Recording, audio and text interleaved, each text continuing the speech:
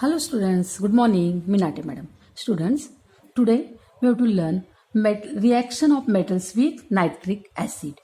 In previous period, we learn reaction of metals with hydrochloric acid and sulfuric acid.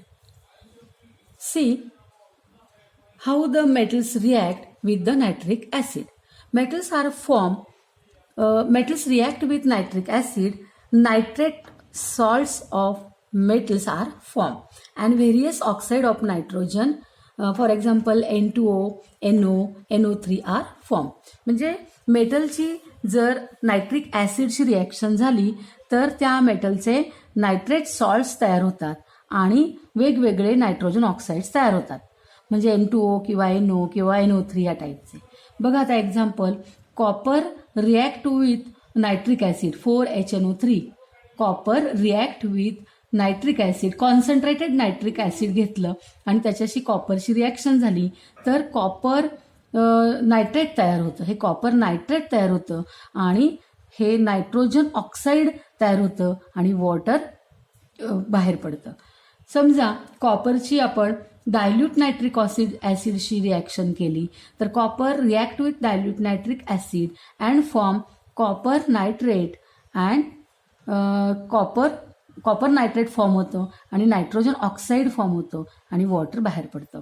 अशा पद्धतीने nitric ॲसिडशी जर मेटलची reaction झाली तर त्या मेटलचे नायट्रेटचे सॉल्ट तयार होतात आणि नायट्रोजन ऑक्साईड तयार होतो. आता आपण बघणार आहोत नेक्स्ट रिॲक्शन, फिफ्थ रिॲक्शन पाहूया. Reaction of metals with salt of other metals. तर ही जी रिॲक्शन आहे ही अतिशय इम्पॉर्टंट अशी रिॲक्शन आहे. या रिॲक्शनवरनं म्हणजेच मेटलचे दुसऱ्या मेटलच्या सोल्युशनशी दुसऱ्या मेटलच्या सॉल्टशी जे रिॲक्शन होते ह्या रिॲक्शनवरनं आपल्याला मेटलची रिॲक्टिव्हिटी जी आहे ती समजते. म्हणजे कोणता मेटल हा मोर रिॲक्टिव्ह आहे, हाय रिॲक्टिव्ह आहे कोणत्या मेटलपेक्षा हे आपल्याला लक्षात येतं. कसं ते बघा, ही जी रिॲक्शन आहे ही रिॲक्शन डिस्प्लेसमेंट रिॲक्शन आहे. आपण मागच्या लेसनमध्ये बघितलं की डिस्प्लेसमेंट रिॲक्शन म्हणजे काय. बघा, मेटल्स ए आणि मेटल बीचं सोल्युशन, सॉल्ट सोल्युशन जर आपण घेतलं म्हणजे मेटल बीच्या सॉल्ट सोल्युशनचं मेटल एशी जर रिॲक्शन केलं आणि हा मेटल ए ने जर मेटल बीला डिस्प्लेस केलं तर ह्या सॉल्टमध्ये बीचं जे सोल्युशन आहे, बी मेटलचं जे सोल्युशन आहे ते सोल्युशन बनतं, ए मेटलचं सॉल्ट सोल्युशन बनतं आणि यातला हा बी जो आहे, बी हा मेटल जो आहे याचं काय होतं, डिस्प्लेसमेंट होतं. म्हणजे हा ए मेटल ह्या बी मेटलला काय करतो, डिस्प्लेस करतो आणि स्वतःचं सोल्युशन तयार करतो. तर अशा ह्या रिॲक्शनमध्ये असं लक्षात येतं की हा मेटल ए बीचं डिस्प्लेसमेंट करतो. म्हणजे याचा अर्थ मेटल ए हा कसा आहे, हा मोर रिॲक्टिव्ह दॅन मेटल बी. ए जर बी पेक्षा मोर रिॲक्टिव्ह असेल तरच तो बीचं डिस्प्लेसमेंट करू शकतो आणि ह्या रिॲक्शनला डिस्प्लेसमेंट रिॲक्शन म्हणतात. If a metal A displaces another metal B from the solution of its salt, then it means that the metal A is more reactive than the metal B. हे लक्षात ठेवा, जर metal ए ने बीच्या salt सोल्युशनमधून बीचं displacement केलं तर त्याचा अर्थ असा होतो की मेटल ए हा मेटल बी पेक्षा मोर रिॲक्टिव्ह आहे. आता आपण याचे एक्झाम्पल बघूया. रिॲक्शनच्या अशा अनेक रिॲक्शन्स आपण इथे बघूयात आणि ह्या सगळ्या रिॲक्शन क्रमाने मी घेतलेल्या आहेत. बघा, एसएन म्हणजे काय, tin react with copper sulphate. Tin react with copper sulphate and tin sulphate form and copper displace. Tin displace the copper. हा टीन काय करतो, या कॉपरला इथून हटवतो, ह्याची जागा तो स्वतः घेतो. कॉपर मधून कॉपरला तो डिस्प्लेस करतो म्हणजे घालवतो आणि त्याची जागा तो स्वतः घेतो. Tin displace the copper from copper sulphate and form tin sulphate and copper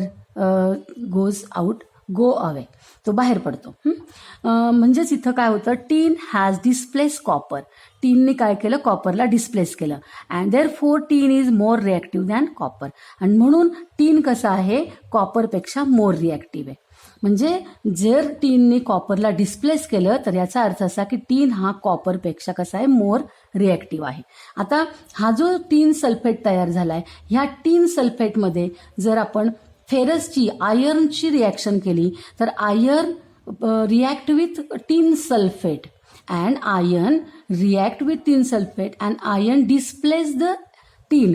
iron काय करतो, टीनला डिस्प्लेस करतो आणि तो त्याची जागा घेतो. आयर्न टीनला डिस्प्लेस करतो and form iron sulphate. Iron sulphate तयार होतं आणि टीन काय होतं, डिस्प्लेस होतो. म्हणजे जसं टीननी कॉपरला डिस्प्लेस केलं म्हणजे हा tin more reactive than copper, तसंच टीनला कोणी डिस्प्लेस केलं, आयर्नने. And therefore iron is more reactive than tin. Iron has displaced tin. Iron has displaced tin and therefore iron is more reactive than tin. म्हणजेच iron हा टीनपेक्षा मोर reactive आहे. आता बघा, हा आयर्न सल्फेट जो तयार झालाय, या आयर्न सल्फेटमध्ये जर आपण झिंक टाकला तर हा झिंक काय करतो, झिंक हा फेरस सल्फेटमधल्या आयर्न सल्फेटमधल्या या फेरसची, आयर्न सल्फेट आणि फेरस सल्फेट एकच, तर या फेरसची तो काय करतो, जागा घेतो आणि फेरसला डिस्प्लेस करतो.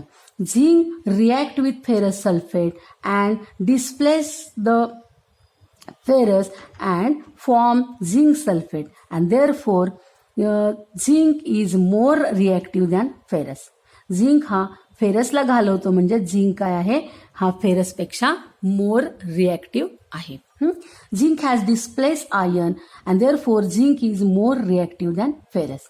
आता नेक्स्ट बघा, आता हा जो झिंक सल्फेट तयार झाला, हा झिंक सल्फेट मधल्या झिंकला कोण डिस्प्लेस करू शकतं, तर magnesium. Magnesium react with zinc sulphate and form magnesium sulphate and magnesium displace the zinc. Magnesium sulphate तयार होतं आणि मॅग्नेशियम हा झिंकला डिस्प्लेस करतो and therefore magnesium is more reactive than zinc. आणि म्हणून मॅग्नेशियम हा झिंकपेक्षा कसा आहे, मोर रिॲक्टिव्ह आहे. म्हणजे इथं तुम्ही बघितलं तर हे काय करतात, मेटल्स ह्या सोल्युशनमधून, या सॉल्टमधून त्या सॉल्टमधल्या मेटलला डिस्प्लेस करतात आणि त्यांची जागा घेतात. म्हणजेच याचा अर्थ हे मेटल्स कसे आहेत, ह्या मेटल्सपेक्षा मोर रिॲक्टिव्ह आहे.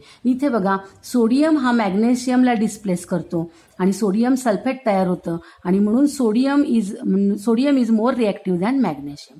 सोडियम सल्फेटमधल्या सोडियमला कोण डिस्प्लेस करतं, तर पोटॅशियम सल्फेट तयार होतं आणि पोटॅशियम ह्या सोडियमला काय करतो, डिस्प्लेस करतो. Potassium has displaced sodium and therefore potassium is more reactive than sodium. तर ह्या रिॲक्शन्सवरनं तुमच्या लक्षात आलं असेल की tin is more reactive than copper and ferrous is more reactive than tin. Zinc is more reactive than ferrous. Magnesium is more reactive than zinc. Sodium is more reactive than magnesium and potassium is more reactive than sodium. हे आपल्या लक्षात आलेलं आहे. म्हणजे इथे कोण reactive, इथे बघा इथं दिलेलं आहे पोटॅशियम सगळ्यात जास्त रिॲक्टिव्ह आहे. इथून बघूया, लीड इज वरून बघूया, potassium is more reactive than sodium. Sodium is more reactive than lithium. Lithium is more reactive than calcium. Calcium is more reactive than magnesium. Magnesium is more reactive than aluminium. Aluminium is more reactive than zinc. Zinc is more reactive than iron. Iron is more reactive than tin. Tin is more reactive than lead. तर अशा पद्धतीने ही रिॲक्टिव्हिटी आपण इथे दाखवलेली आहे. म्हणजे कोण कोणाला डिस्प्लेस करतो त्यावरून आपण इथे त्यांची रिॲक्टिव्हिटी बघतो. कोण पॉवरफुल आहे, कोण जास्त रिॲक्टिव्ह आहे, हे ह्या रिॲक्शनवरनं लक्षात येतं. म्हणजे डिस्प्लेसमेंट रिॲक्शन, ही यांना डिस्प्लेसमेंट रिॲक्शन म्हणतात. डिस्प्लेसमेंट रिॲक्शनमध्ये जो मेटल दुसऱ्या मेटलला डिस्प्लेस करतो तो मोर रिॲक्टिव्ह असतो. इथे टीननी डिस्प्लेस केलं आणि म्हणून इथे टीन हा मोर रिॲक्टिव्ह आहे कॉपरपेक्षा. इथे फेरस काय करतो, डिस्प्लेस करतो टीनला, म्हणून फेरस इज टीनपेक्षा मोर रिॲक्टिव्ह आहे. इथे झिंक डिस्प्लेस करतो फेरसला, म्हणून इथे zinc is more reactive than ferrous. इथं मॅग्नेशियम झिंकला डिस्प्लेस करतो, therefore magnesium is more reactive than zinc. इथं कोण सोडियम काय करतो, सोडियम मॅग्नेशियमला डिस्प्लेस करतो, therefore sodium is more reactive than magnesium. इथं सोडियमला कोण डिस्प्लेस करतो, पोटॅशियम, पोटॅशियम सोडियमला डिस्प्लेस करतो, therefore potassium is more reactive than sodium. अशा पद्धतीने आपण इथे सुद्धा ती सिरीज लिहिलेली आहे, रिॲक्टिव्ह सिरीज. आणि इथे बघा, हे आपण मेटलच्या बाबतीत बघितलंय. आता इथे नॉन मेटलच्या पण 3 तुम्हाला रिॲक्शन्स दिलेल्या आहेत. इथं हे पोटॅशियम आयोडीन, पोटॅशियम आयोडाईड जो आहे, जर ब्रोमिनशी रिॲक्ट झाला तर हा ब्रोमीन काय करतो, ब्रोमीन ह्या आयोडाईडला काय करतो, डिस्प्लेस करतो. Bromine has displayed iodine and iodide, therefore bromine is more reactive than iodine. Bromine हा आयोडीनपेक्षा मोर रिॲक्टिव्ह आहे. इथे बघा, पोटॅशियम ब्रोमाइडमध्ये क्लोरीनची रिॲक्शन होते. क्लोरीन ह्या कोणाला ब्रोमीनला डिस्प्लेस करतो आणि पोटॅशियम क्लोराईड तयार होतं, आणि म्हणून पोटॅशियम क्लोराईड तयार होतं, ब्रोमीन बाहेर पडतो. म्हणजेच इथं कोण, chlorine has displace bromine and therefore chlorine is more reactive than bromine. आता इथे पोटॅशियम क्लोराईड जो आहे, पोटॅशियम क्लोराईडमध्ये फ्लोरीन जर आपण रिॲक्ट केलं तर हा फ्लोरीन काय करतो, ह्या क्लोरीनला डिस्प्लेस करतो, आणि ह्या फ्लोरीनने क्लोरीनला डिस्प्लेस केलं आहे, म्हणजेच काय, fluorine is more reactive than chlorine. अशा पद्धतीने हे 3 रिॲक्शन ज्या नॉन मेटलच्या घेतलेल्या आहेत आपण, आणि ह्या मेटलच्या रिॲक्शन घेतलेल्या आहेत. तर जो मेटल किंवा जो सबस्टन्स काय करतो, डिस्प्लेस करतो दुसऱ्या सबस्टन्सला, तर जोच डिस्प्लेस करतो तोच काय असतो, मोर रिॲक्टिव्ह असतो. बघा, द डिस्प्लेसमेंट रिॲक्शनवरनं आपण काय मग शोधून काढू शकतो, तर आपण रिॲक्टिव्हिटी शोधून काढू शकतो, रिॲक्टिव्हिटी सिरीज शोधून काढू शकतो. The displacement reaction of metals with solution of salts of other metals are useful to determine the relative reactivities of the all metals. Displacement reaction ही रिलेटिव्ह मेटलची रिलेटिव्ह रिॲक्टिव्हिटी शोधण्यासाठी युजफुल रिॲक्शन्स आहे. आता आपण इथे सिरीज बघणार आहोत, रिॲक्टिव्हिटी series of metal पाहणार आहोत. आता इथे बघा, रिॲक्टिव्हिटी सिरीज ऑफ मेटल. आपण मगाशी बघितल्याप्रमाणे कोणता मेटल कोणत्या मेटलपेक्षा रिॲक्टिव्ह आहे ही सिरीज आपण इथं लिहिलेली आहे. इथं ह्या डिस्प्लेसमेंट रिॲक्शनवरनं आपण ठरवलेलं आहे की potassium is more reactive than sodium, sodium is more reactive than lithium, lithium is more reactive than calcium, calcium is more reactive than magnesium, magnesium is more reactive than aluminium, aluminium is more reactive than zinc, zinc is more reactive than iron, iron is more reactive than tin, tin is more reactive than lead, lead is more reactive than copper, copper is more reactive than mercury, mercury is more reactive than silver, and silver is more reactive than gold. अशा पद्धतीने ही आपण काय घेतलेली आहे, relative रिॲक्टिव्हिटी series आपण इथे बघितलेली आहे. आता ही जी रिलेटिव्ह सिरीज आहे आपल्या लक्षात आलेलीच आहे ती. तर इथे हे जे पोटॅशियम, सोडियम, लिथियम, कॅल्शियम, पोटॅशियमचा फॉर्म्युला आहे के, सोडियमचा Na, लिथियमचा Li, कॅल्शियमचा Ca. हे जे मेटल्स आहेत हे मेटल्स वॉटरशी रिॲक्ट होतात, त्याचबरोबर ते ॲसिडशी पण रिॲक्ट होतात, त्याचबरोबर ते ऑक्सिजनशी पण रिॲक्ट होतात, आणि म्हणून ह्या मेटलला काय म्हणतात, हायली रिॲक्टिव्ह मेटल्स म्हणतात. कारण हे मेटल तिघांशी पण रिॲक्ट होतात, water, acids and oxygen, and therefore these metals are highly reactive metals. Okay, now magnesium म्हणजे Mg, ॲल्युमिनियम म्हणजे Al, झिंक म्हणजे Zn, आयर्न म्हणजे Fe, tin Sn, lead Pb, हे मेटल्स जे आहेत हे वॉटरशी रिॲक्ट होत नाहीत, हे वॉटरशी रिॲक्ट होत नाहीत, मात्र हे ॲसिडशी रिॲक्ट होतात, त्याचबरोबर ते ऑक्सिजनशी पण रिॲक्ट होतात, आणि म्हणून ह्या मेटलला मॉडरेटली रिॲक्टिव्ह मेटल्स म्हणतात, म्हणजे मध्यम रिॲक्टिव्ह मेटल्स असं म्हणतात. हे हाय रिॲक्टिव्ह मेटल्स आहेत. आता बघा इथं कॉपर, मर्क्युरी आणि सिल्वर हे जे 3 मेटल्स आहेत ते वॉटरशी रिॲक्ट होत नाहीत, ते ॲसिडशी रिॲक्ट होत नाहीत, मात्र ते ऑक्सिजनशी रिॲक्ट होतात आणि ते फक्त ऑक्सिजनशी रिॲक्ट होतात आणि म्हणून यांना लो रिॲक्टिव्ह मेटल्स असं म्हणतात. यांना काय म्हणतात? लो किंवा लेस रिॲक्टिव्ह मेटल्स असं म्हणतात.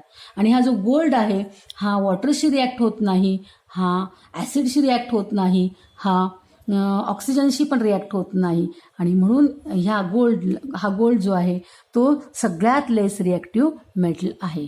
हा गोल्ड फक्त एका विशिष्ट प्रमाणामध्ये घेतलेल्या ॲसिडशी तो रिॲक्ट होत असतो. एकाच ॲसिडशी, त्या आम्लराज असं त्याला म्हणतात, त्याच्याशीच तो फक्त रिॲक्ट होत असतो, बाकी तो कोणाशी रिॲक्ट होत नाही. आणि म्हणून तुम्ही बघितलं असेल की अमृतसरमध्ये जे गोल्डन टेम्पल आहे ते वर्षानुवर्ष आहे, त्या गोल्डनवरती कुठल्याही म्हणजे एअरचा, ॲटमॉस्फिअरचा, कशाचाही परिणाम झालेला नाही, कारण की गोल्ड कसं आहे?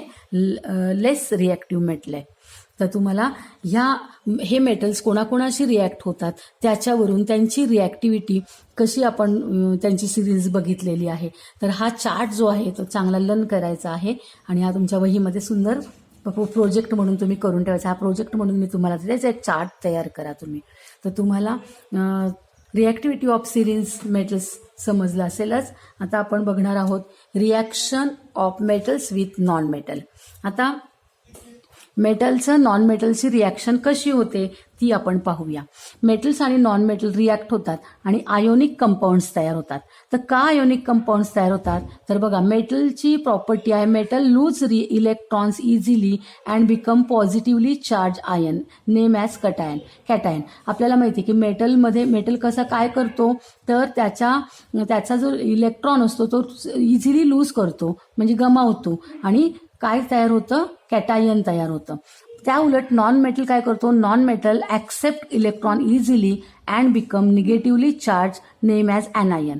Non metal electron easily accept करतो, मेटल इलेक्ट्रॉन गमावतो आणि नॉन मेटल मात्र इलेक्ट्रॉन ॲक्सेप्ट करतो आणि याच्यापासून कॅटायन तयार होतो आणि याच्यापासून ॲनायन तयार होतो.